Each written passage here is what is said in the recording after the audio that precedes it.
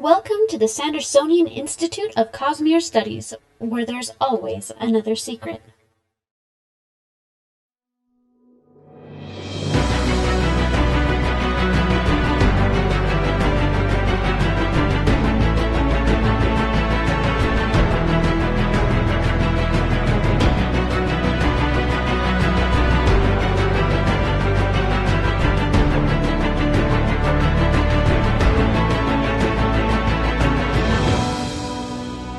Good evening, Sixers, and welcome back to episode 80 of the Sandersonian Institute of Cosmere Studies. Today is March 29th, 2021. I'm Bill, and I'm joined, as always, by my epistolary co-hosts, Amy and Jordan. Welcome, guys. Good job. I did like that adjective. That was good. Jeez Louise, you're going deep into the Darn straight. Before we get started, we do want to remind you that the Sandersonian Institute of Cosmere Studies is not a spoiler-free podcast. That means if there is something in the Cosmere that you haven't read and you're worried about hearing spoilers, you might want to go read those first, then come back and join the discussion. There will be spoilers from multiple series tonight. This time, we are going to be discussing a series of letters found in the epigraphs of the books in the Stormlight Archive between Hoid and one of the shards of Adonalsium, Harmony. For those of you who listen to the podcast recordings or watch the videos on YouTube, we do want to remind you that it's possible for our listeners to interact with us live via chat, as we record each episode at www.twitch.tv/innkeeperstable. We record episodes of the Sandersonian Institute of Cosmere Studies every other Monday night, starting at 7:30 p.m. Pacific Time at 10:30 p.m. Eastern, so please join us and take an active part in the discussion. And it's going to be a good discussion tonight. I'm looking forward to this one. This is seriously one of my favorite topics to dig into. It's pretty awesome. The Sandersonian Institute of Cosmere Studies is made possible by the support of our listeners and patrons. The show will, of course, continue to be free, but if you want to help us out, you can head on over to patreon.com/Cosmere Studies. Even if you pledge $1 or $2 per episode, it really helps us out as we work to improve the show. Patrons get immediate access to our Discord channel where you can talk about the show and the Cosmere with other listeners. It's a great community. We've got a lot of great discussions about really everything. You'll also get early access to bonus episodes, exclusive access to other bonus content, and other good stuff. Okay, guys, we're talking about the letters. I've been looking forward to talking about the letters for a long time, because it's the first time I realized what was going on in these letters. I just sort of started shaking and getting giddy. Now, we're focusing specifically on the correspondence between Harmony and Hoid. We may dip into some of the other letters between Hoid and other shards, as well as Frost the Dragon, but we're focusing specifically on Harmony. Because we got a new letter from Harmony in Rhythm of War, and it was filled with all kinds of goodies. It's a long one. It is a long one, which is good because the first one's actually a little bit short. Mm-hmm. Oh, and that is my roommate coming home, so we'll hopefully ignore that. But yeah, so in the Stormlight books, there are a few different, every section has its own set of the epigraphs, right? Mm-hmm. And a few of these are letters, which we're not given really any names until at one point somebody writes, "My dearest Saphandrius." But beyond that, everything else is sort of vague, and we've been sort of led to figure things out on our own, based on context and what we know, and based on words of Brandon as well, right? Mm-hmm. Lots of words of Brandon. Absolutely. And so this first one, I'll just, we'll sort of go through the text, line by line, paragraph by paragraph, and just sort of talk about it as we come across it. So the first one, friend. Your letter is most intriguing, even revelatory. I would have thought, before attaining my current station, that a deity could not be surprised. Obviously, this is not true.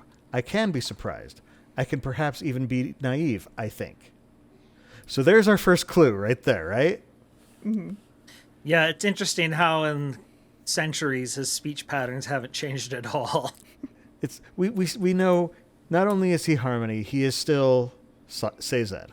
You know, our dear friend who had, and I love that Brandon put this in just because it's a subtle little indication, but it's enough for us to figure out, oh, I know that speech pattern. And it's the same speech pattern that he used that to give us a clue who was writing the epigraphs in The Hero of Ages. Mm-hmm. Yeah. Totally spoiled if you listen to the audiobook. Yeah, this is true.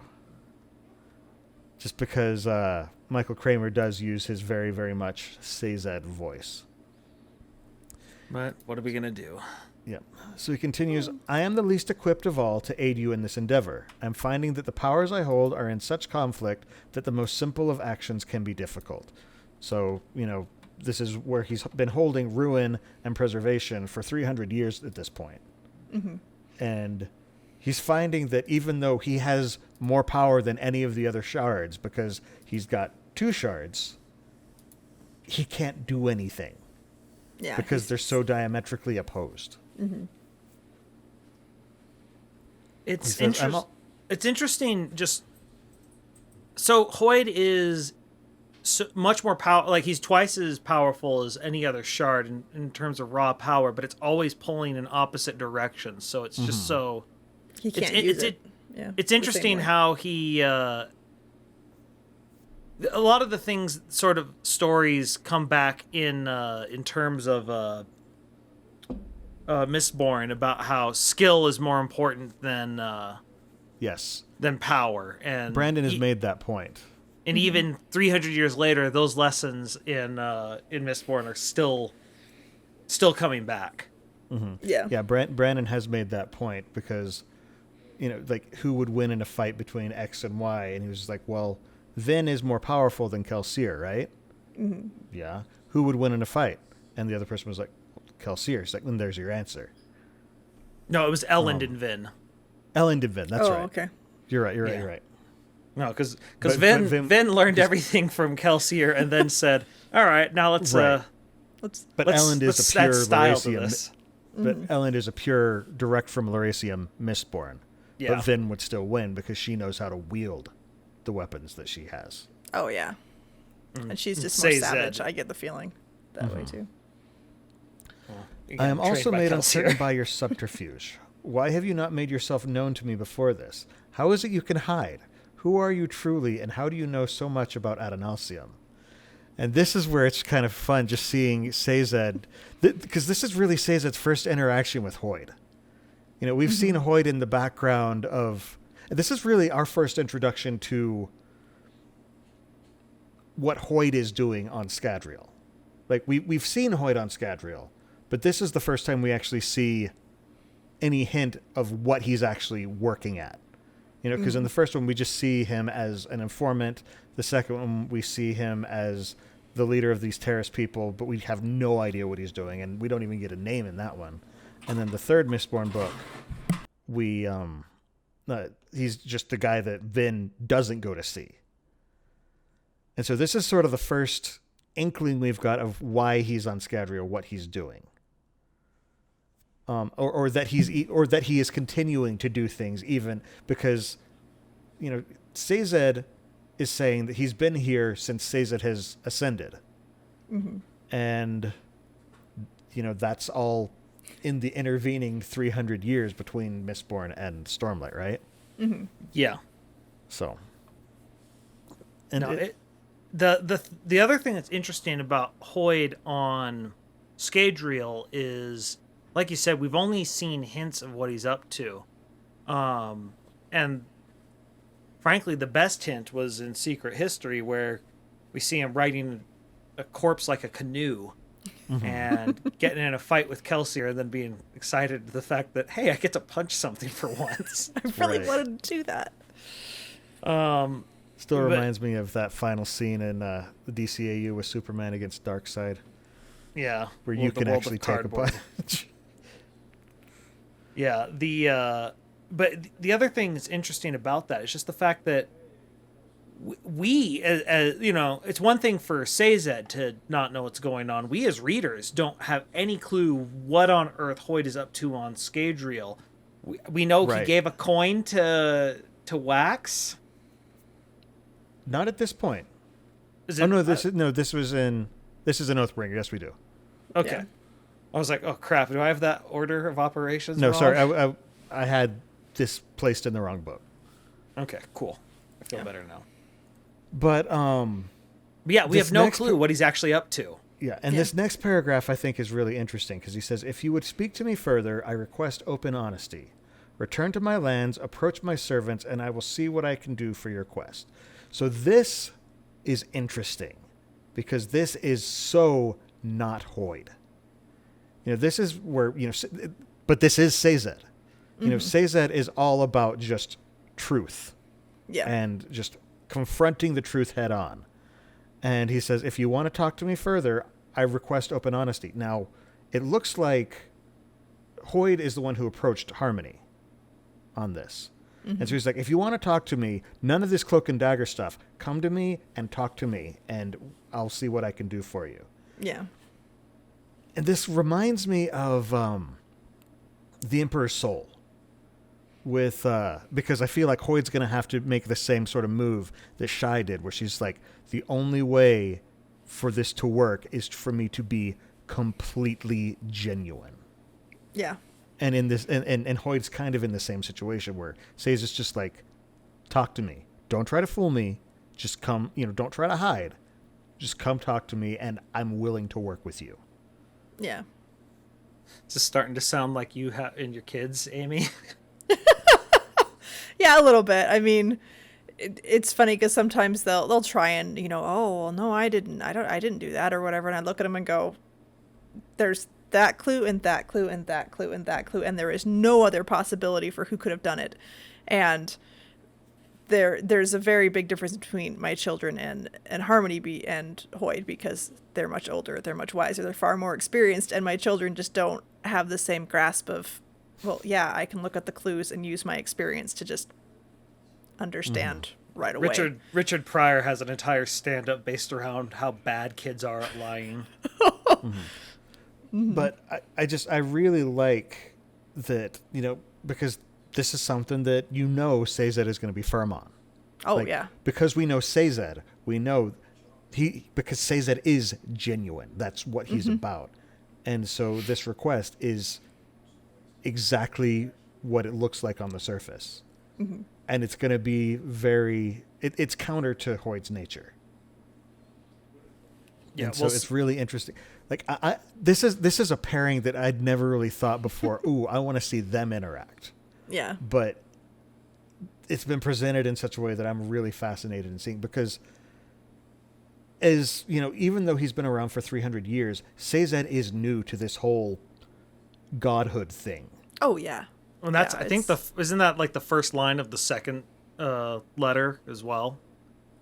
It's the third. About that? Yes. The third line. I feel new to this role. Yeah. And him saying that, I think you'll agree with me on that one. Yeah. Yeah. So it's just the fact that what do we learn from this letter then? We learned first off that Hoid has reached out to Harmony. And this is not the first letter that we've seen to Hoid from a shard, because in Words of Radiance he also heard from Endowment. From Endowment and from Autonomy. Yeah. Or an aspect of Autonomy. One of them. An avatar. What? Yeah. One of the many faces of Autonomy. But this is the first time where it pops up and it's like, oh, I know this person. This is a person that I've read about, that I care about, that I want to see how they're doing. This is the first that we've heard from him in 300 years. Yeah. We briefly saw his book that he wrote to Spook at the end of the Mistborn trilogy, but beyond, and we saw a few snippets of him in the Mistborn Era 2 things. But other than that, that's all we've seen of Sazed. And that's the interesting thing is, because there are two entities kind of at play here. There's Sazed and there's Harmony. But the letter is clearly in Sazed's voice. Yeah. Yeah. My theory is, unlike most vessels, Sazed is going to be able to keep himself because of how basically it's the double-edged sword of the fact that he has these two opposing shards. Because they're pulling in opposite directions, he's still right in the middle where he already was. Yeah, Yeah, I mean, I can see in thousands of years that he's going to slip further from himself, but that's been thousands. That would be thousands of years compared to 300 years, where he'd have. Yeah. Still Well, some time to but the keep thing cool is, he's himself. so. And this gets to the conversation that we'll eventually have about vessels and stuff. But he's someone who was prepared to be the vessel of harmony, and this isn't some slapdash thing. We know Ruin was ill-fitted, or we know that 80 was ill-fitted for Ruin, and that was sort of the point. Right. That they tried to get a good man to be Ruin, and in the end, Ruin still It just overwhelmed him. ruined him. Yeah. Whereas he's been prepared for it, and it reminds me very much of what happened to Taravangian for Odium, with cultivation preparing him to take up that power. It was one of the things you said last time, Bill, that when we were discussing that, discussing cultivation's plan. You brought up the fact that she might have seen what was going on in Scadrial, and that might have influenced her somewhat. And I hadn't considered that maybe what preservation has done has made all the other vessels take notice that, oh crap, like, if we start getting people who actually fit this thing. Well, also, again, this was the first time that a shard had been picked up by somebody else. At least that we know of. Yeah, I mean, it's So far as we know, but we know stories, like there have been several examples of others that were shattered and just sort of left to do whatever. In fact, actually, in the next letter, that's one of the things there's a reference. Yeah, they that talk Harmony about one of brings them. up. He was talking about the deaths of both devotion and dominion trouble me greatly, as I had not realized this immense power we held was something that could be broken in such a way. On my world, the power always gathered and sought a new vessel. That said, the most worrying thing I discovered in this was the wound upon the spiritual realm, where ambition, mercy, and odium clashed, and ambition was destroyed. Okay, we're going to come back to that, because that is new information as well. Crazy. But, so the fact that a shard could be splintered. And done so in such a way that someone else couldn't take up the power. Exactly. So that was news to him because, and I love he's like, what is it? He says, on my world, the power always gathered. He's like, because it did happen multiple times on Scadrial. I mean, That's true, yeah, just with because Kelsier and Laras died, and then the power was picked up by Kelsier, and then Kelsier passed the power on to, and Kelsier is a cognitive shadow, which is a completely different thing entirely. And then Kelsier passes it on to Ven, and then Ven dies, and it's picked up at the same time. And then Sazed picks up both Ruin and Preservation. And so this actually happens multiple times on a single world. But it's also the only time that it's happened. Yeah, as far as we know, there hadn't been any changing of hands at all in the millennia of this. And then in the span of like a month, it changes hands 3 times. Right. Yeah. I mean, yes, people have picked up the power from the wells, but It's not the same thing. It's not a full ascension. No, it was... Yeah, Scadrial definitely changed some things. And it's... Is Hoid... I like Hoid... Or not Hoid. I love Sazed as he's clearly thinking about this and thinking about how weird the situation is with devotion and dominion relative to his situation. And we still don't quite understand what exactly was done. Like, we understand the high level basics of he somehow shoved their power into the cognitive realm, and but we don't messed it up. Yeah, we don't know really the mechanics of it. Of how Odium was able to do that. How was Odium able to take on 2 shards at once? And right now, from our perspective, according to Sanderson's first law, that is a very, very soft magic system. Yeah. Yeah. I don't think it's as soft as we think it is, but from our perspective right now, it is. Because we just don't have the information. And that's why it's about- only been used in broad ways, because we don't have those details. So, which is kind of cool if you think about it. Brandon actually has done a good job of blending hard magic systems and soft magic systems and making them work. Yeah. Well, so this was a little before that part. The very start of the second letter intrigued me, because the first time he says "dear friend," or just friend, but this friend, time yeah. it's "dear wanderer," and the reason I find that interesting is Kelsier never learned Hoid's name, but if you remember in Secret History, what did he call him? Called him Drifter. Which is close to Wanderer. And so it makes me wonder. And if, the short story that Brandon did, this short scene between Frost and Hoid, is called The Traveler. Yeah. And so it makes me wonder if, because in the first one, we find out that Sazed's like, whoa, who is this guy? And it makes me wonder if I get the impression that he doesn't talk to Kelsier much, that there's not much of a conversation to be had there. And so Kelsier's off doing his own thing, and Sazed has to do... Kelsier knows that Sazed's willing to lie to him. Yes, he does know that.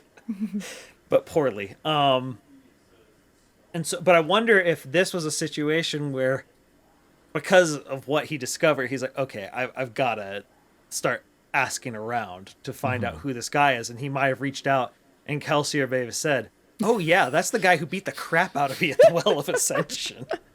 I don't know that he'd want to admit to that, though. I could see Kelsier totally being willing to. Because the other thing that's interesting about that to me is this comes after responses from two other shards. One of them is from Endowment, and it says, my dearest Cephandrius, I believe. Yeah. Was it my dearest Cephandrius or just dear Cephandrius? It's one of them. She calls him by the name. Right. And then the other one comes from Autonomy, and it's like Cephandrius, bearer of the first gem. And it's incredibly formal. And again, this one comes from Sazed. It's just friend.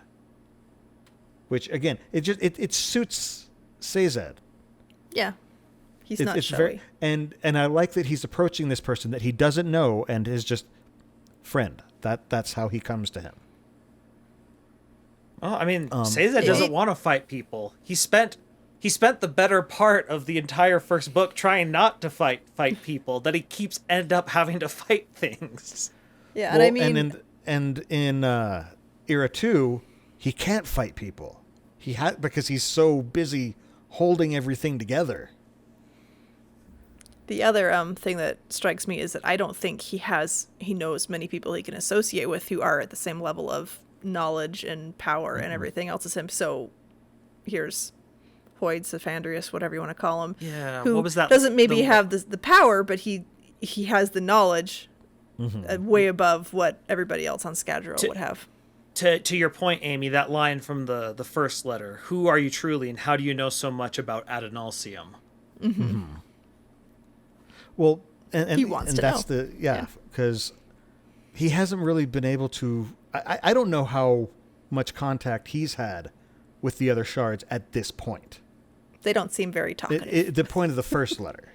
Because in the second letter, he says, I've reached out to the others as you requested and have received a variety of responses. I don't know that before he heard from Hoid, he had actually been in communication with the other shards. You know, he may just not have known where to look or how to contact them or what. I do wonder how these people are even spreading letters to shards. I want to know all about the who's Cosmere the postmaster for Spiritual that? Realm Yeah. Postal Service. Flying Pegasi around through space to. It'd be awesome. Let's be real. It's not going to be Pegasus. It's going to be some weird thing with maybe like a triangle head and the body of an eel, and it's going to be far weirder. Yeah, sure, why not? But no, the thing that's interesting, because the only two scenes we've seen of someone, or I guess we've seen 3 scenes of people ascending to the power of a shard. We've seen Kelsier do it, but Kelsier was in the middle of trying to save the power from being splintered by Ruin and trying to save the planet from being immediately destroyed by Ruin, so he wasn't looking any further than his own planet. There wasn't. And he was chance. also so fully, he was very much an agent of Ruin, and so it wasn't really fully compatible with him. Yeah, he didn't, and so he wasn't going to be. And let's face it, at that point, Kelsier's not thinking long term. Everything's short term thinking. So he's not sitting here experimenting. Oh well, what about beyond the planet? It's the planet's about to blow up. So yeah, need a Mistborn's little Secret focus. History, or Kelsier flies by the seat of his pants. Oh yeah, the entire That is book. great. It's great. But then the other person we see Sazed, but we don't get a ton of we get very little of him ascending to godhood. The person we probably get the most from is Taravangian. And it's a very interesting look because we see him ascending, but he's focusing on the fortune power, the ability to look forward. And it's not until cultivation walks up to him, basically, that he sees her. So it's clear that the shards have some way of, making themselves known to one another. Which, I mean, given the fact that their power is stated to not really have a place, that it's this... They're in the spiritual realm, yeah. Yeah, the spiritual realm is this infinite expanse that touches everything, yet somehow they can be invested on a singular planet. It's very confusing. But it's clear that the shards can try and hide from one another on some level. Right. I find it interesting. You would think Hoid would be able to just give him a list of, here are the 16, shard names or whatever. Well, and it sounds kind of like what he has done. Well, except the problem of that is he says, other shards I cannot identify and are hidden to me. That feels oddly specific. I cannot identify. See, I almost wonder if it means that they're hiding their influence from people they don't want to be noticed by. Not that he doesn't know what their name is, but just that they are hiding where they are. And Brandon has said that there is one shard who just wants to hide and survive. Yeah. And Well, so it makes me wonder if Hoid, if what happened at the Shattering, that Hoid being not the one, who attained these shards, that they don't actually know what the other aspects were. And this is more, they've figured it out over time as they see each other's influence on things. And I'm wondering if there are gaps in Hoid's shardic knowledge, basically. there may be. I don't know. It's possible, yeah. But it's interesting that the other thing near the start, I love this line. I did receive your latest communication, but please forgive me on my part, as we have not met in person. I feel new to this role, despite my years holding it. You will admit to my relative youth, I think. I think that... Because we do know that Sazed does have some... He has understated humor. To me, this sounds like Hoy's wry humor. Oh, absolutely. Where he's just like, you will admit to my relative youth. And it's a weird thing for Hoid to be, yeah, I'm a god, but this guy is ancient compared to me. You mean which is such, to be. You're sorry, yeah, I said that backwards. Yeah. But just, it's such a weird incongruity. Like, because Sazed now as Harmony has sort of an infinite capacity for knowledge. And this just, Dalinar got a brief glimpse into it when Odium touched him and just sort of overwhelmed him with everything.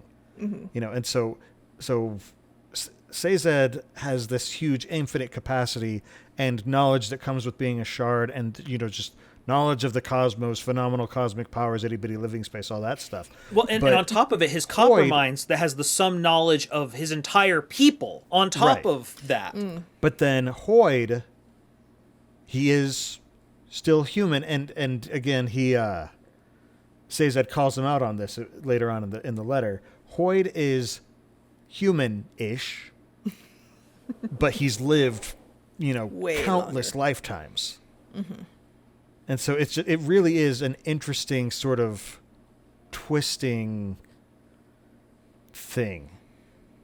He says, "You have not felt what I have. You have not known what I have. You rejected that chance, and wisely, I think. However, though you think not as a mortal, you are their kin. The power of Odium's shard is more dangerous than the mind behind it, particularly since any investiture seems to gain will of its own when not controlled." And so, yeah, they have these two very it's almost like a foil type of a perspective, where they cover each other's gaps. They complement each other's gaps. Mm-hmm. Well, it makes sense. It makes sense that Hoid is worried about the vessels. He knew these people. Yes.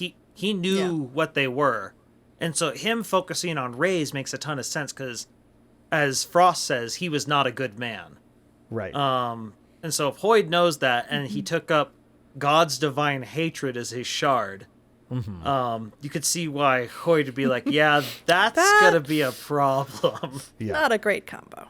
But Sazed, who's picked up the power twice over and understands how it molds people, because he also has some limited memory of that power from the previous holders as well. It doesn't seem complete, but he has some level of it. Yeah. There's a consciousness and almost a symbiosis Yeah. to the shards themselves.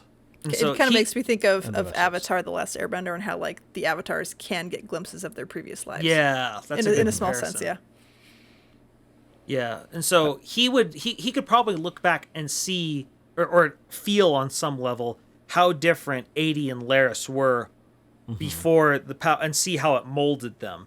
Because by the end, 80 is just a puppet and is just all about let's murder everything, and Laris is so stuck in he can't change anything that he couldn't even swing his dagger, and Kelsier had to grab it for him. Right. Mm-hmm. And so Well, he knows how much swinging it the molds dagger you. is so counter to the nature of preservation because it's an act of destruction. Yeah. Okay, so this is the line, and this is where things really start to get juicy, though. He says, "Much as you indicate, there's a division among the shards I would not have anticipated, because Sazed has reached out to a bunch of the other shards at Hoid's request, sort of to get a handle on what's going around. And I think, to speak for Hoid, because Hoid's been trying to reach out to varying degrees of success. Well, it's honestly, also very Harmony's really the dangerous only for one- Hoid. Huh?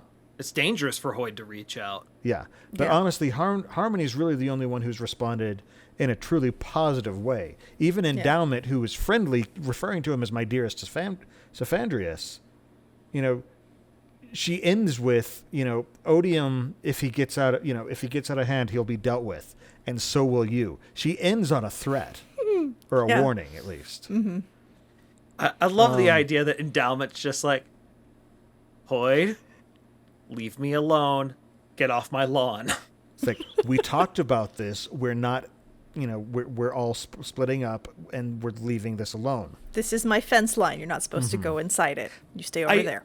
I do love, because in her thing, she says, we agreed to not interfere. To not interfere, and I've been very disappointed to see how much there has. Because from her perspective, if that's her goal, we have ruin and preservation, devotion and dominion. Apparently, ambition Honor. was helped out by Mercy. Mercy. Well, we don't know. We'll see, because we don't know where which side Mercy was on. Yeah, we don't know where what side. But clearly, someone was helping out someone else. Yeah, So clearly, and then you have Odium's honor going and around sticking his, everywhere, sticking and his then you have nose into honor everyone's and business. cultivation, and they were probably very tight, considering. Well, what their considering previous we know had a that baby. they had at least one baby, we don't know what the other unmade are. But Yeah, we're concerned that- that's what gets me is since the name is the sibling, it makes me go, okay, so where are the other children? Because a sibling is not a solo. You'd need more than one for it to be a sibling. Stormfather and the Night Watcher. I'm He's assuming. referred to as my sibling by the Stormfather. And so- Okay, so that's right. Sorry, I spaced Well, it. no, They but were the also thing that is- thing. Yeah. We did have that thing where the siblings said they're going to make me an unmade, which begs the question: Are all the other unmade? what are the other Like that, unmade yeah. then? Like, Yeah. And it suddenly opens up a lot. Yeah. So, but yeah, they're all sorts of interfering with each other. It's not even interfering. They're sitting here working together. They're building the Lego set together. Yep. So here's the section where CZ drops a bunch of bombs, and it's just everybody's Everything. just sort of starts drooling. Oh, yeah. First he says, endowment at least responded to my overtures, though I have not been able to locate invention again following our initial contact. So ding, there's a new One. shard name. Whimsy, ding, was not terribly useful, and mercy, ding, worries me. I do think that valor, ding, is reasonable. I think the fact that mercy worries him makes me even more worried, because you would think mercy would be a good thing, right? And yet, I mean, there is there is a term known as mercy killings. yes. So And I don't. so Anyway, depending on the interpretation, And I mean- it could be all kinds of mess. have you So- guys so- seen the movie Mercy? I think where it's about the author and the lady who's way too big of a fan. I think there's that too. Misery? Anyway, was it Misery? That's Misery. Yeah, it's That's Misery. Stephen Oh, King. dang it! It's Misery. Anyway, never mind. Comparison. Let's hope didn't that's work not then. a shard, because Oh yeah. No. No, thank you. Okay, so I want to dive into something on these four. Given what we've seen of especially preservation and ruin, I think it's very good to look at what is, because I've said it a lot. Every virtue becomes a vice if done too much in Too one much. direction, and every vice can be a virtue if done in moderation. Right. And so each of these, concepts should have a version of it where you're like, that's good, but then you see where it's taken too far.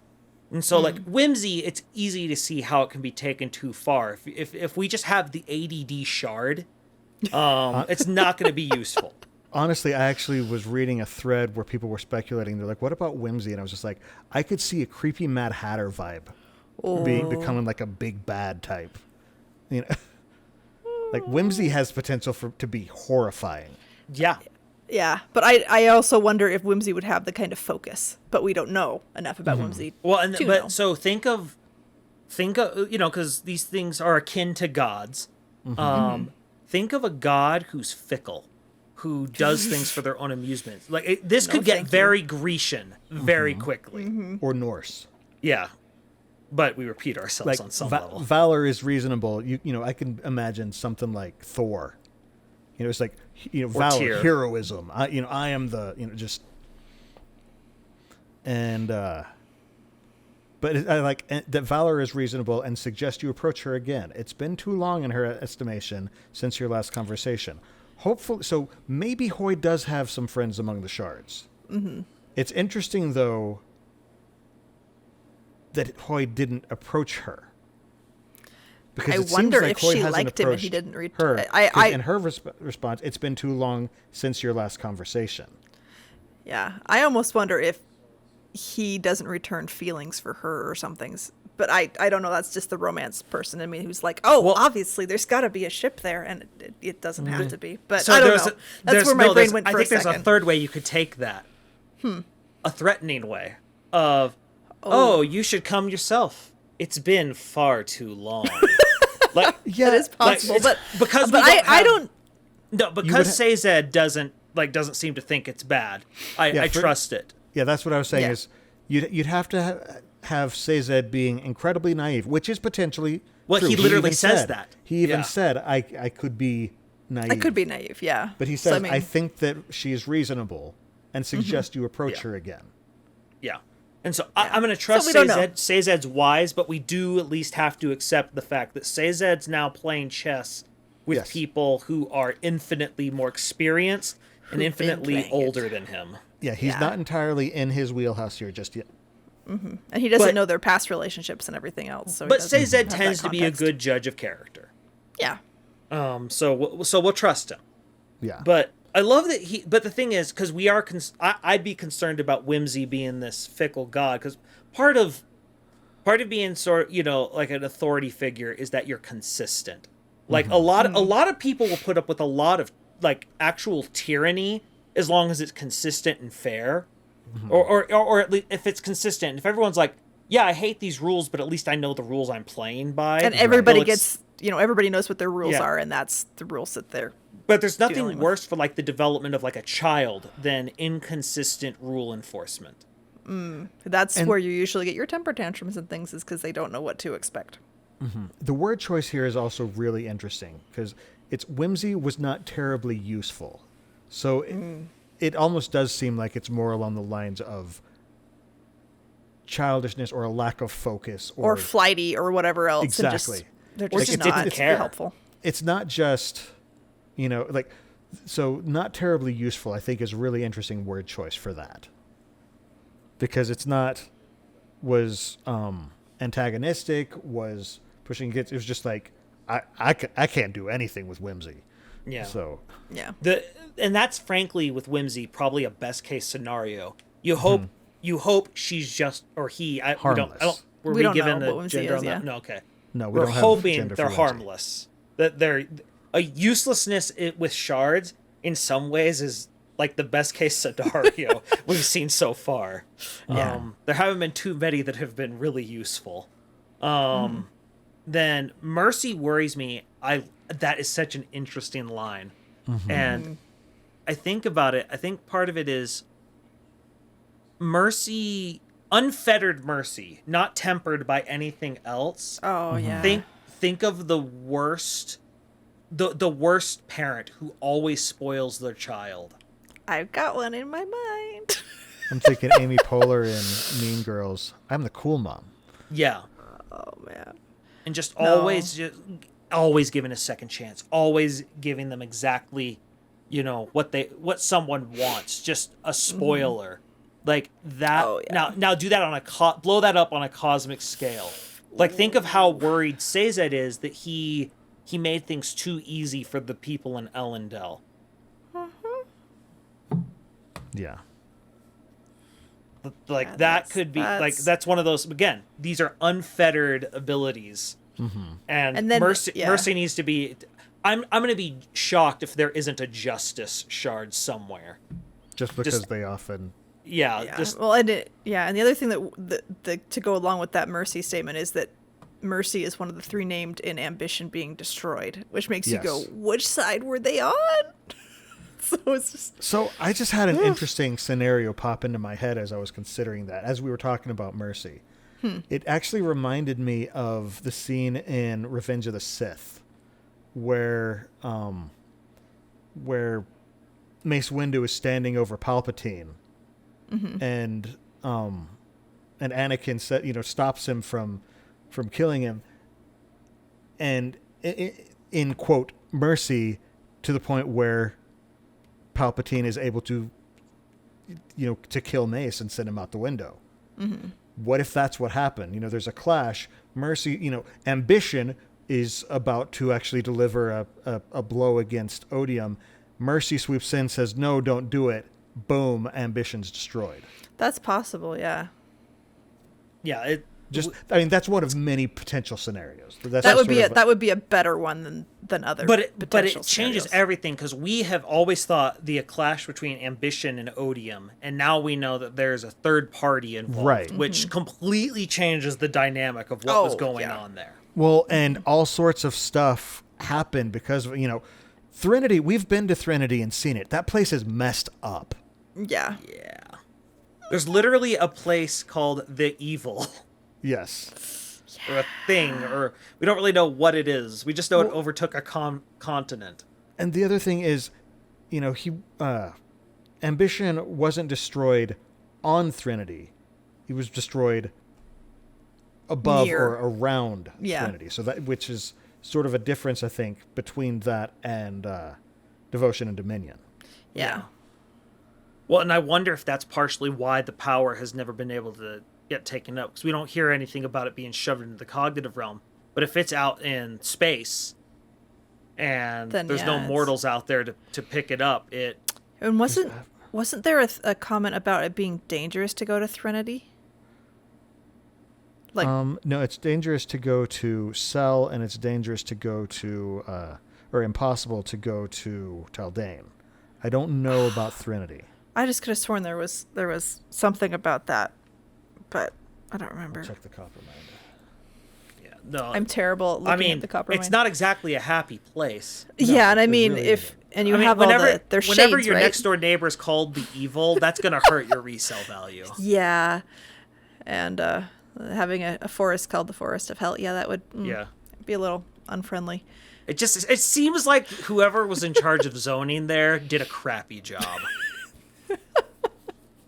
Well, here you go. Bring your kids in. Be great. What's this over here? Oh, that's the Forest of Hell. Don't worry about that. I mean, I'm a little concerned. Oh. Yeah, But so no. the reflection of the larger continent, the place where the evil lives, in Shadesmar is very dangerous to visit. So Okay, so I could see this. I mean, the fact that there's they're called shades, right? That's what Yeah. is. They're probably able to go in and out of the physical realm and the. I think they're sort of halfway between. So I mean, And- I could see them being a threat in both realms. Yeah. It sounds Right. very The- spread-like. The Irie have safeguards around. Yeah, to keep them out. protect. Yeah. You know, because that's what they think Calcir is when he shows up. But apparently it's specific enough that when it's supposed to do something to, like, we think cast them out in Secret History, it does nothing. And Kelsier was, like, bracing for, oh no, oh no, oh no, oh no. Oh, okay, everything's fine. I'm fine. So Let's proceed.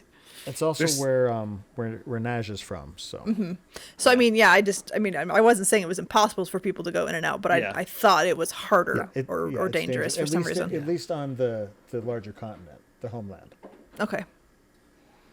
yeah, the other Valor is interesting as a as them being reasonable. Just because Yeah. Valor, by its very nature of that word, has some like it seems like a self-tempering I think virtue. stoic.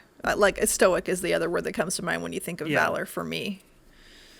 See, valor, I think heroism, heroism and bravery.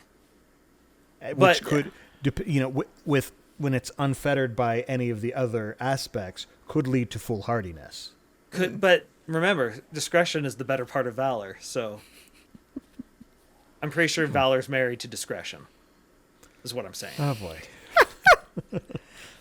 Okay, look. I was able to get through this entire thing. I made no joke about necessity being the mother of invention, and we're just going to have to suffer through something here. I didn't think about that. That's good.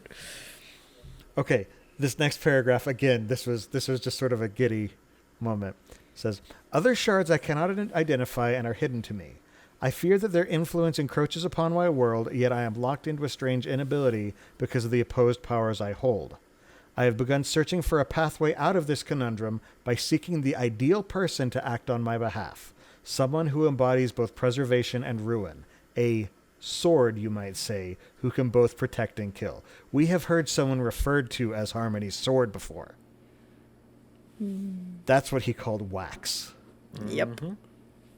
And But Wax this is not real thrilled at that idea. This is happening right before Mistborn Era 2. Because Mistborn Era 2 occurs during the break between Book 5 and Book 6. Oh, that's right. Okay. Oh, I for some reason thought it happened right before. I always get the timeline of that part wrong. Now, I don't know how much of Wax's backstory may be happening right now, but it sounds like this is kind of when he's sort of putting all that into motion. He's like, I've been seeking the ideal person, someone who embodies both preservation and ruin, a sword who can both protect and kill. And That I mean- sounds like a one of our favorite Western lawmen. The fact that he says seeking makes me wonder if he hasn't located Wax or hasn't picked Wax yet either, though. Mm-hmm. So there is that flexibility and when the timing is still. But this whole paragraph is definitely referring to the main events in Mistborn Era 2, because he's also, I fear that their influence encroaches upon my world. I think I hear Trout speaking right here. Yeah, and we don't know what's up with Trell still. Well, We find out a lot more in the next one. This echoes Kaladin's entire struggle of trying to protect through killing, which that's the central tension between him and his father. Yeah, and Kaladin, so I find it interesting that it makes sense. Adolin? What Wait, Kaladin. Sorry, I heard you say Kaladin. Kelsier for some reason. Oh, so, Sorry, continue. I might have said Kelsier. Who knows? I said Kaladin. But it's interesting that that's Kaladin's central struggle. And who is Sazed? Sazed is the fusion of preservation and ruin. Right. And Kaladin is also that walking contradiction as well. Albeit one who has other issues he's working through. But I just find it interesting that subject is coming up again. And it makes me think that if we ever do get our scene of when we finally get an Avengers scene, which Brandon insists there is no Avengers book, but I really want him to be lying. I would love, I think Kaladin and Wax would be an incredible conversation between these two men, especially post Shadows of Self. Or no. I always say that book name wrong. I keep trying to Shadows of Self, or the Bands of Mourning. Which one? If the second one, yeah, Shadows of Self. Okay, I keep because there's also Shadows for Silence in the Forest of Hell. I keep end up combining things. It's sort of like how I kept combining Words of Radiance and the video game Radiant Dawn from Fire Emblem. Path of Radiance. Yeah, Path of the Words of Radiance or whatever.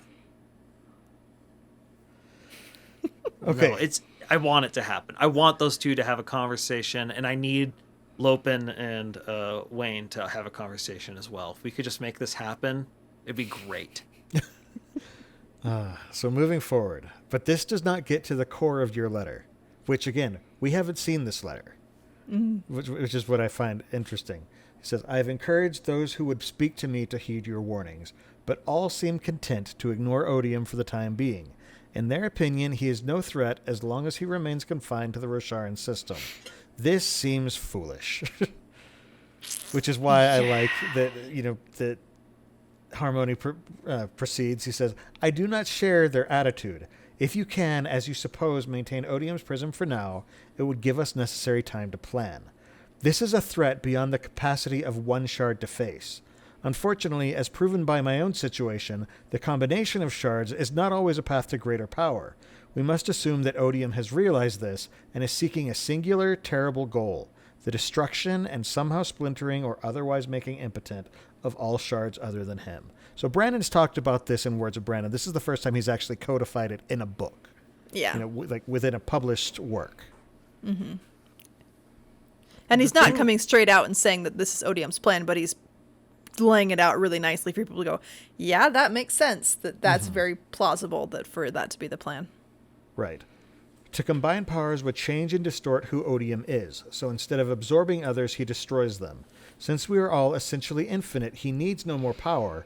Destroying and splintering the other shards would leave Odium as the sole god, unchanged and uncorrupted by other influences. You say the power itself must be treated as separate in our minds from the vessel who controls it.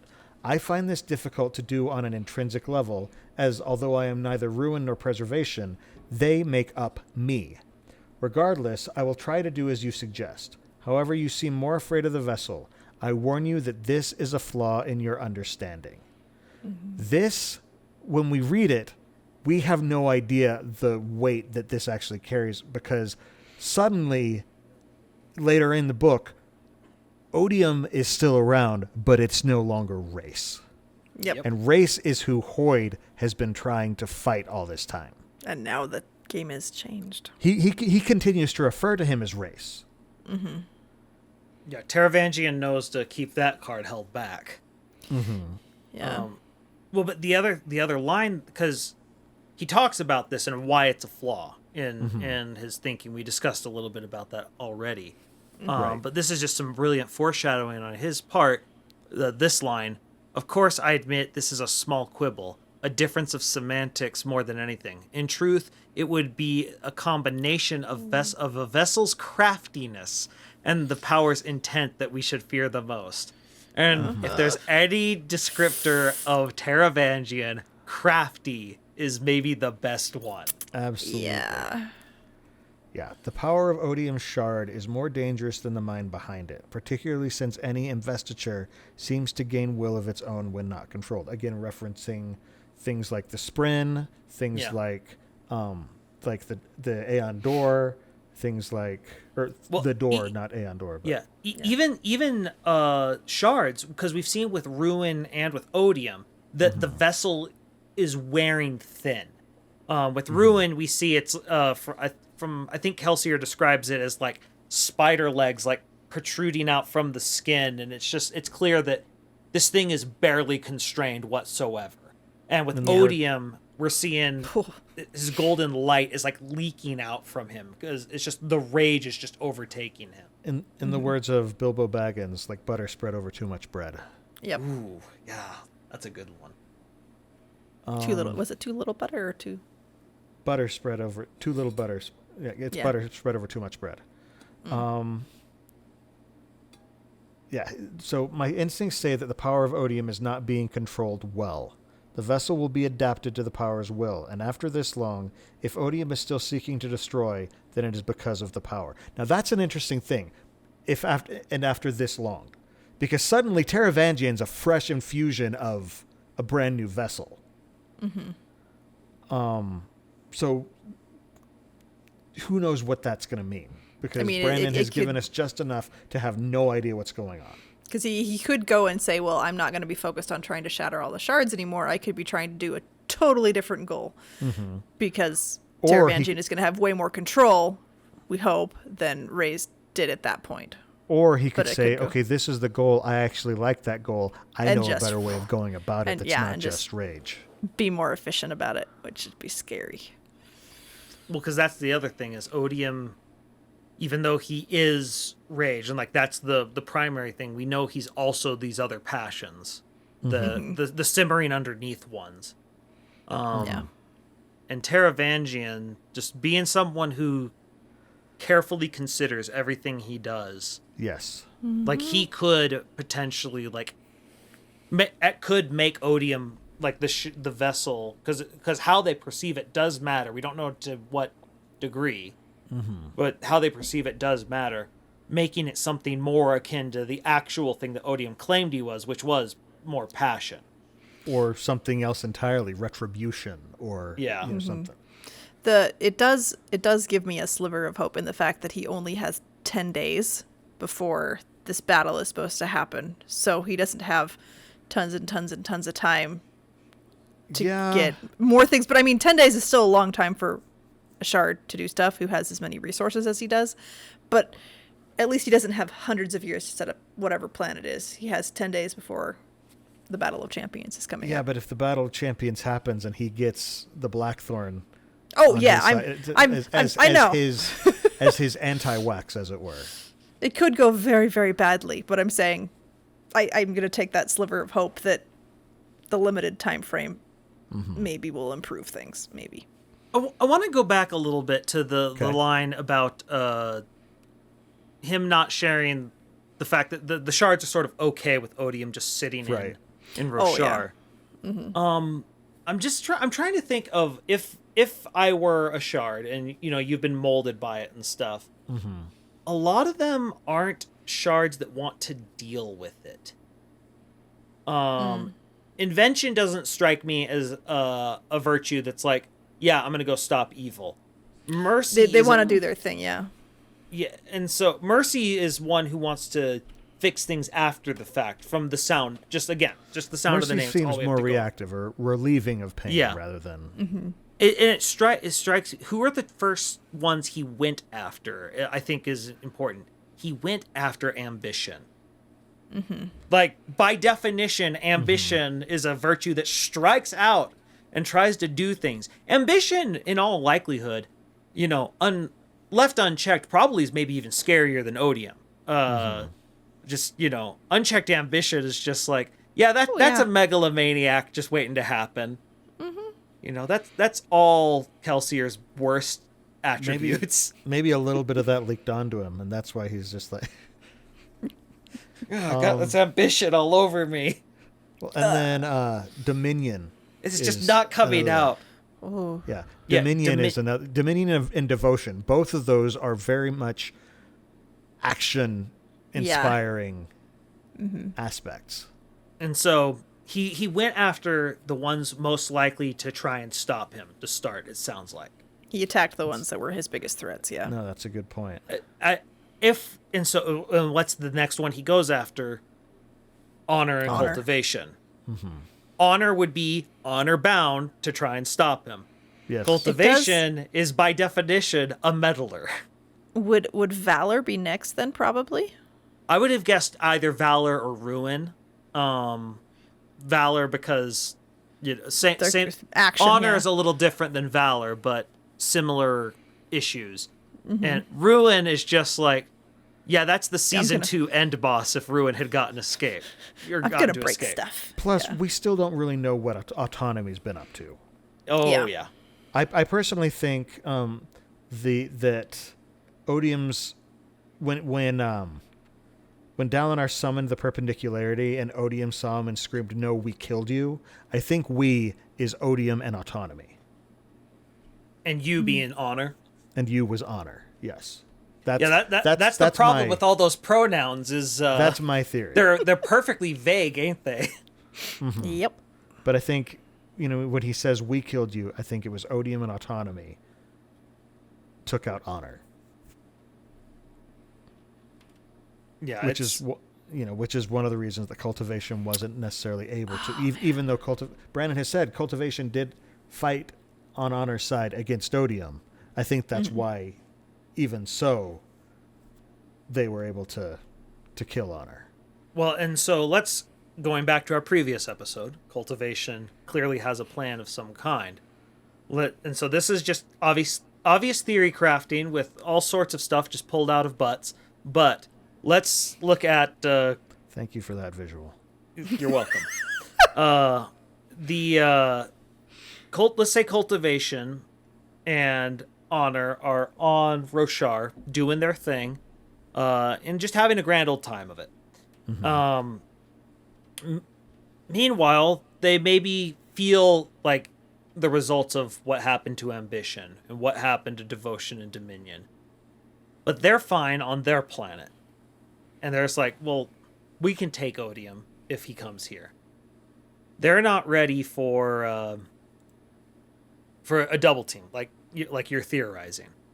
So they're ill prepared for that, and because of that, Honor gets killed. Cultivation recedes, right, so that she doesn't expose herself to their ability to destroy her as well. Right, and she starts planning. Because she now knows more so than any of these other shards. Maybe the only other one at this point that would fully understand how dangerous Odium is would be potentially Mercy. Potentially. Because she's the only one that we know was there for Odium going on the offensive. And she knows, okay, I can't expose myself because if I do, I could get double teamed again, potentially. She, doesn't know exactly what Autonomy's up to. So she's been playing this long game. And so she now respects the power of Odium. But that doesn't necessarily... we still don't know fully what it is her intent is. And so it's still scary, but it's one of these things that it's clear that, what name is left off this list? And that's potentially what's more interesting. We don't hear anything about Autonomy. We don't hear anything about cultivation. And those are, as far as we can tell, the two biggest players.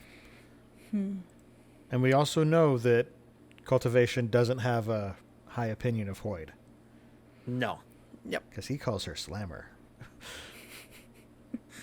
And we don't know exactly what that means. But there's a noodle incident behind that. Yeah, there's something there, and I can't wait to find out what it is. But it's the fact that we don't hear about those two. Well, one, we think at least a portion of Autonomy is what is invading Scadrial? Scadrial, yeah. Brain went to Cell, and I'm like, no, that's different. So we know that, and cultivation's in the middle of dealing with stuff and has her own game plan. And so if suddenly the new kid on the block shows up, hey, listen, I need to do it. It's going to be, go away, little child. I'm doing stuff. The last thing she wants is another shard to walk in and start trying to talk with her when she's in the middle of the end game of her big, awesome plan to take down Rays. Mm-hmm. And so it's very interesting that those two are the ones that we don't hear anything from. It's also possible that Cultivation is hiding herself from pretty much everybody. Because if Harmony can find her, then Odium can find her easier too, is my guess. I also find it interesting that even though Hoid and Cultivation, Corvelium don't necessarily get along that well, both of them were working towards the same goal, independently of each other. Nobody liked Rays. Because both of them were trying to take out Race. Mm-hmm. It tells you, so this is something, just with sports, they talk about, a lot of times you have to deal with some eccentric people. And as long as you're producing, people are willing to put up with your oddities and what makes you so difficult to deal with. It strikes me as interesting that no one seems to ever have liked Race, but he was still part of their plans. Mm-hmm. So we don't know what, but it implies that Race must have been very useful. This is the stuff that makes me really, really look forward to when we get Dragonsteel. When we actually get Hoid's origin story and the story of the shattering of Adonalsium. Because we're going to see these people when they were mortals. Yep. When they were not shards yet. And I think, and Brandon has actually mentioned that's kind of one of the hardest parts. Because he wrote several chapters in The Lyre of Partnell, which was part of Hoid's origin story. It's part of the Dragonsteel saga. And he said one of the hard parts of that is figuring out how to take these characters who we only know as these infinite beings and translate them to their mortal selves. Yep. And I'm really, really looking forward to actually meeting them and seeing kind of where they come from, how they got to this point. And so we just sort of learn about them. It'll be an interesting band of misfits, I think. Yeah, it's going to be a big band, too. It's 16. 17 with 17. Hoid. Yes, so 17. But, plus there's several non-humans. We've got a lot of humans, but then we have Corvelium Avast, who was a dragon. We have Frost, who was somehow involved, but we don't know. We have Uli Da, who's apparently We have Ambition. Uli Da, who is not human. I can't remember the race that they're referred to. No. Race is someone different. RACE race. Uli Da. Yeah, it's specific to Yolan, I think, isn't it? Yes, it's a Yolish race. Yeah. Shodel, yeah. So it's one of 3 races on Yolan, and we know there's humans and there's dragons, and so Shodel will probably be the third. So we've discussed a lot of different shards. There's one we didn't discuss. There wasn't much to discuss, but it's worth talking about. Invention. Mm-hmm. Dang, I'm trying to find where that line was. It's towards... So it's towards the top. Yeah.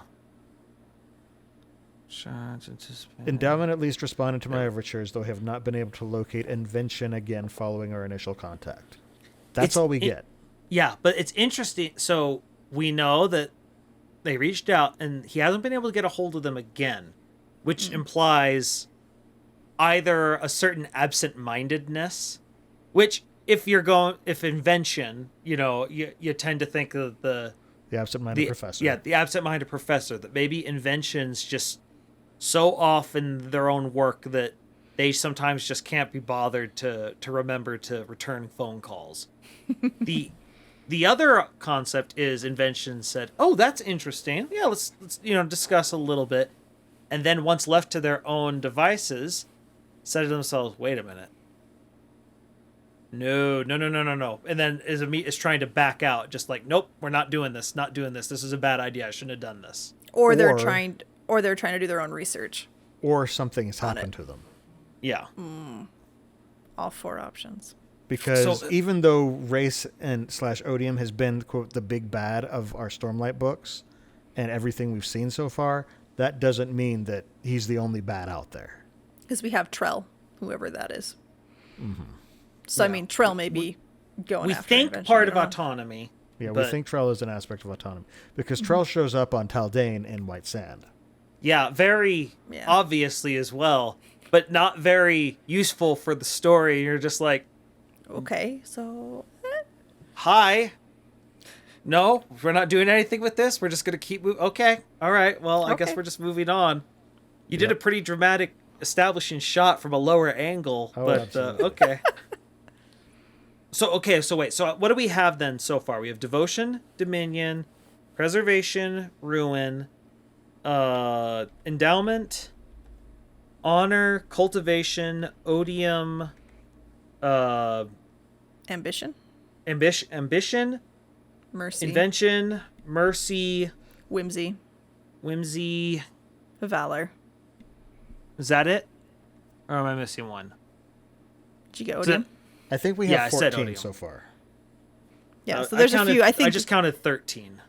I think So I we must have had. missed one somewhere. I think there were 3 or 4 that we didn't have a name for yet. The point is, there's 2 or 3 that we're missing that we don't know about. Anything, yeah. Okay, I like your idea non-shards. that justice We've might got be one of devotion, them. dominion, preservation, ruin, odium, cultivation, honor, endowment, autonomy, ambition, invention, mercy, valor, and whimsy.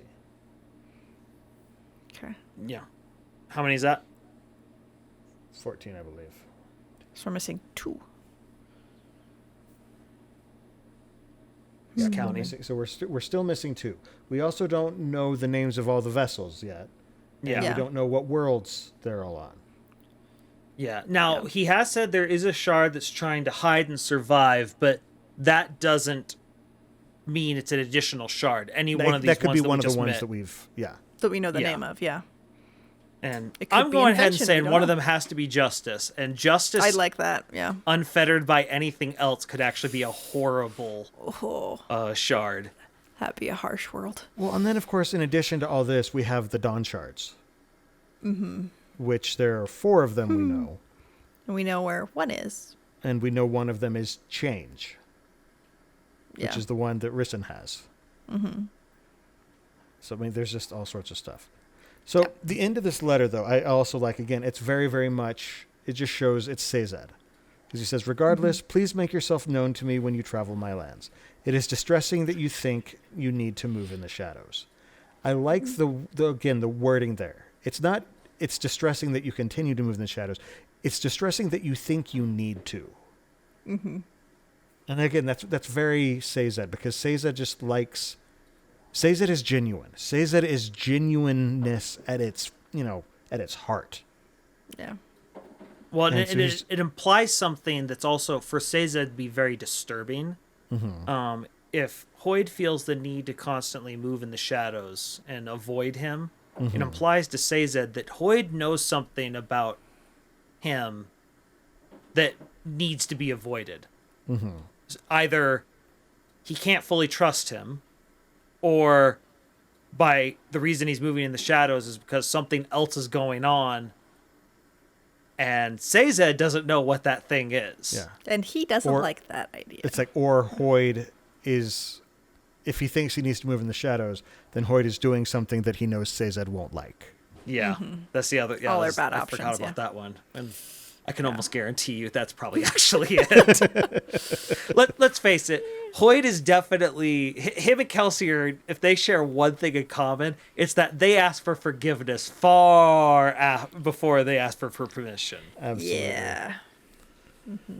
and so that would definitely be something that Sazed would be like, "Could you stop coming here and just." Doing some remodeling while I was not looking. Exactly. No, I really am interested in seeing Hoid's opinion, thoughts on Trell and everything that's going on there. Because we haven't really heard him express any thoughts about Trell. All we know is that he gave the medallion. The other thing is that, because he ends, he's like, please make yourself known to me when you travel my lands. And this is shortly before the break between Book 5 and Book 6, which means that's when Era 2 is. We see Hoid show up in Era 2. So, And pretty demonstrably in all his appearances in Era 2. Yeah. So he's shown up. So it sounds like he's kind of taken Seiza's invitation to heart and is actually acting upon it. Mm-hmm. So it's, again, it's interesting to see that he is more out in the open. I'm trying to during Era remember. 2. He's a coachman in one of them. Which one is that? That's the third one, I believe. Yeah. Because that's when he gives the coin to... No, Marsh gives him the coin. No. He gives him the coin. He's disguised as a homeless guy. He's begging out in front of the party. And In the first book, he's a guest at the wedding. Yeah. Because he's actually friends of the people getting married. The bride and groom. yeah, in the third one, he's definitely a homeless guy. Okay. Who's or at least a beggar. Is he a coachman in that, or is he just a coachman in Stormlight? I think it's the second one. He's a coachman. Because he chats with Wayne. Yeah, he chats with Wayne like they're friends. Like they've met each other before. Which, oh my goodness, You I want never to know know. that story. But Talk about people who wear other people's faces. Oh yeah.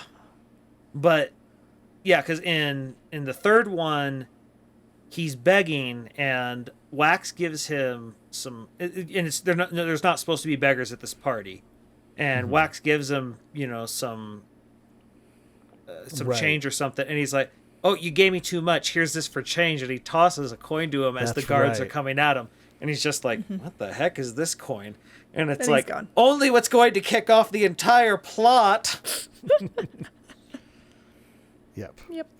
It's the least subtle Hoid has been in his interference thus far. I don't know. I feel like as Wit, he's probably less subtle. Yeah, he's.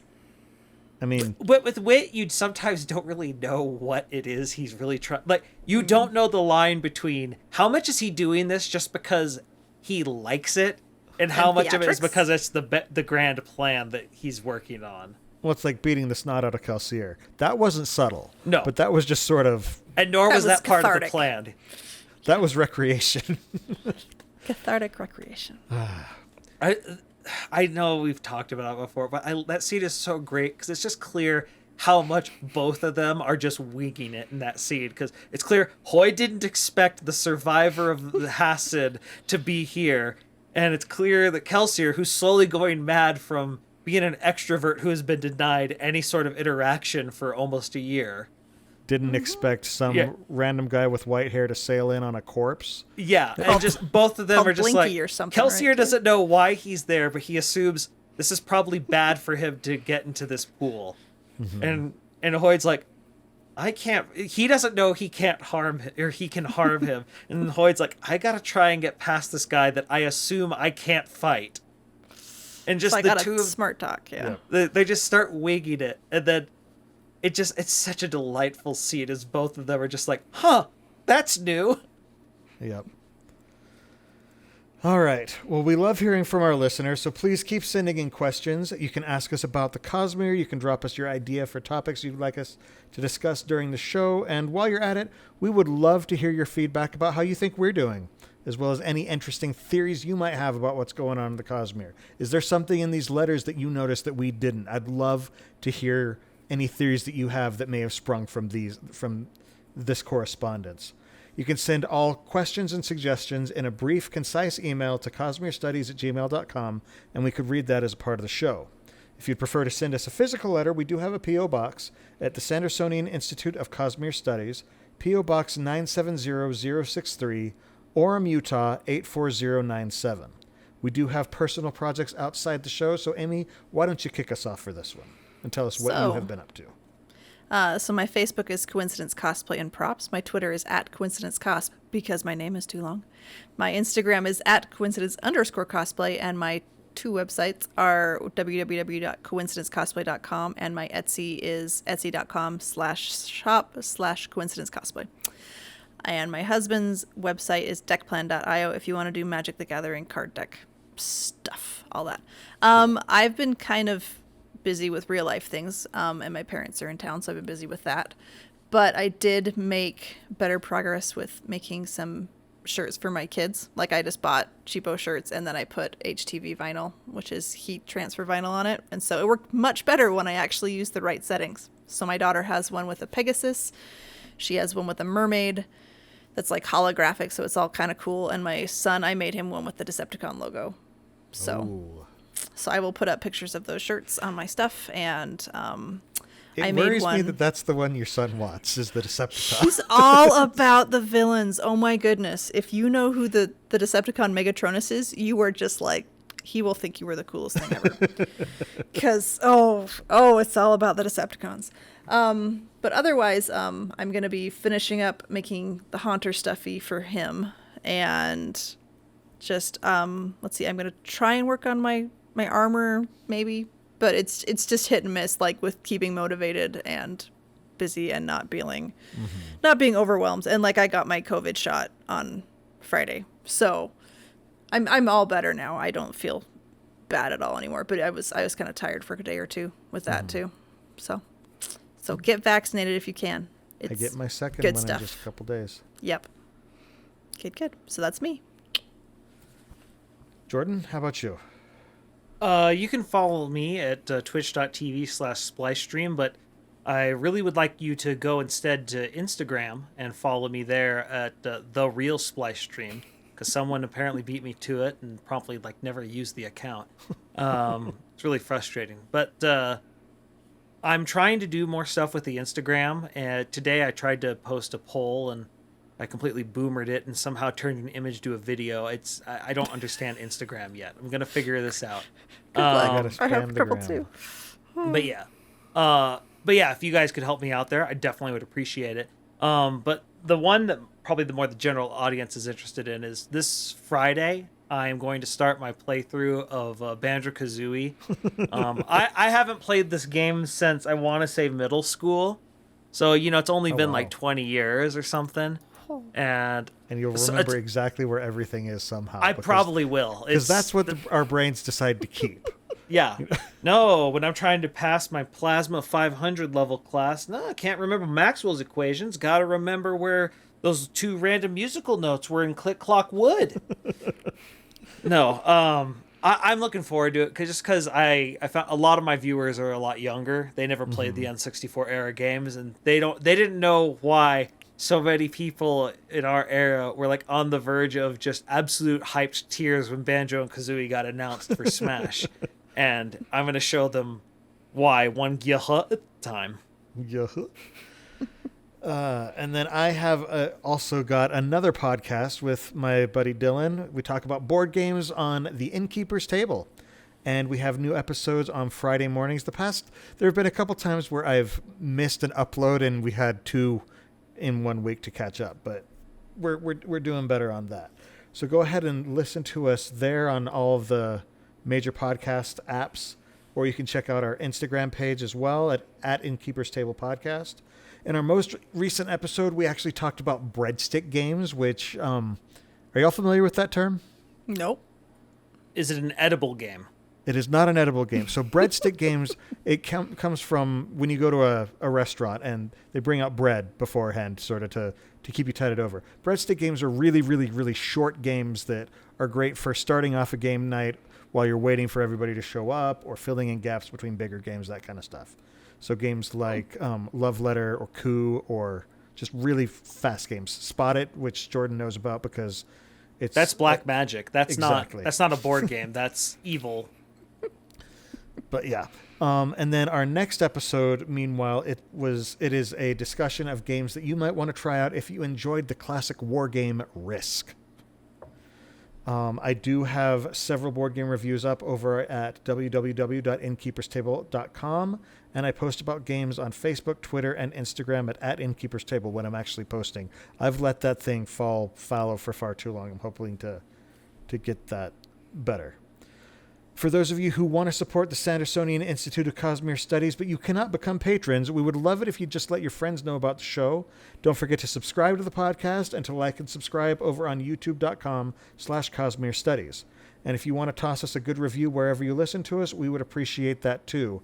Jordan, I believe, has some special thanks to hand out about that. Where did that go? It's highlighted in the show. There notes. we are. Found it. I was too high up. So last time we did this, I threw out a challenge for someone to leave a 5-star review and work the word touchdown seamlessly into the review, because I couldn't think of anything less likely in the Cosmere than a random football reference. But thanks to, I can't believe I'm going to say this, thank you, Jamesy Poo Pie. When Bill told me someone took it up, I'm like, great. And I see the name and I'm just like, this might as well be who did it. Okay. So here we go. He worked seamlessly in. I've been listening to this podcast for a while now, and they do a great job breaking down Brandon Sanderson's Cosmere. One of the things I enjoy is that it's accessible for all levels of Sanderson fandom. They bring up some really interesting topics and are very entertaining to listen to. Every time I touch down my finger on the play button, I know that I'm in for a great episode. Appreciation for ego stroking aside, I thought that he worked that in very, very It was very smoothly. nice. Yeah, it was very smooth. So good job, Jamesy Poo Pie. So before we close out, any final thoughts, though, on these letters that we talked about today? I realized I forgot to mention that I finally think I have everything filmed for my Miss Cloak tutorial video. So hopefully that will be up soon. Hopefully. Nice. So, but this letter's crazy. There's lots of information. Oh gosh, This is one of those sections where honestly I was more excited for the epigraphs than I was for the actual meat of the chapters for a lot of things, because I'm just like, he's telling us things that we want. Honestly, it felt like Brandon kind of was just like, okay, they've been asking for it. What stuff can I throw them? I'm just going to sort of drop it in a giant chunk and just sort of confirm it. So Yeah, that was what was so shocking to me. I just thought he would slowly leak these things to us. I can't remember where. I want to say it might have been in the Shardcast episode where they actually interviewed him and they asked him about this. But I could be wrong. But he talked about why he dropped all these names. Part of it, he said, was because he for a long time he didn't want to be tied down to a name. Like, he was still right, trying to decide what the proper word for a lot of them were. Which is fair. Yeah, very fair. But he finally had it, and he also said part of it was just like he felt like at this point to not reveal some of them would strain, credulity. Just like why wouldn't say, like, if he instead just been like, and as you know how he can be, that like, just wouldn't be a thing that would be said. And so he sort of just felt like it was just time. But even with that, I still thought he might, drop these slowly over the course of at least one book. But like 3 of them he dropped in one epigram. Exactly. Yeah, just like boom. Dropped it like it's just giant brick. The other thing is that if he's doing this in book 4, it's just one of those things. He's probably got other stuff now that he's holding back. And so it's like, oh yeah, I don't want to hold everything back. So this is what I can let go. What hasn't he told us yet? What is the other big thing if this isn't it? Yeah. Oh, man. I love these letters between Hoid and all the other Cosmere folk. So one other quick thought I had was, I've been practicing my Japanese more, and I was remembering that sometimes for saying like we or they, it's gendered sometimes. And so I'm wondering if anybody who's reading these books in a different language, if some of these we's and they's are gendered in there, or if they're keeping it more neutral. Because if they're gendered, we wouldn't mind knowing what. I mean, the thing is, even if they kept it neutral, that doesn't mean it's not a hint. It's literally that was the point of the. I know. So it's I don't know if anybody's gleaning stuff off of reading it in something other than English. We wouldn't mind getting that hint. It would be really nice. Yeah, So, there were a few anyway. speculations in Harry Potter predictions back before all of those had been released that came out because of translation. So, any little insights like that would be awesome. Yeah. In addition to the live episodes of the show that stream on twitch.tv/innkeeperstable every 2 weeks on Monday nights at 7:30 p.m. Pacific Time, 10:30 p.m. Eastern, listeners can find our videos on YouTube or audio versions of the podcast on Apple Podcasts, Spotify, and just about any other service that carries podcasts by searching for Cosmere Studies. You can also follow us on Twitter, Instagram, and Facebook under the profile @Cosmere Studies. And if you have any questions, feedback, or suggestions for the show, email them to cosmerestudies@gmail.com. For our next episode, we're going to head back to some of the Sandersonian basics as we discuss Sanderson's second law of magic. Limitations are more important than powers. The limitations of a magic system are more interesting than its capabilities. So be here for the live recording in 2 weeks on April 12th, 2021 at 7:30 p.m. Pacific Time, 10:30 p.m. Eastern at www.twitch.tv/innkeeperstable. Until then, on behalf of Amy, Jordan, and myself, thanks for listening, and remember, there's There's always always another secret.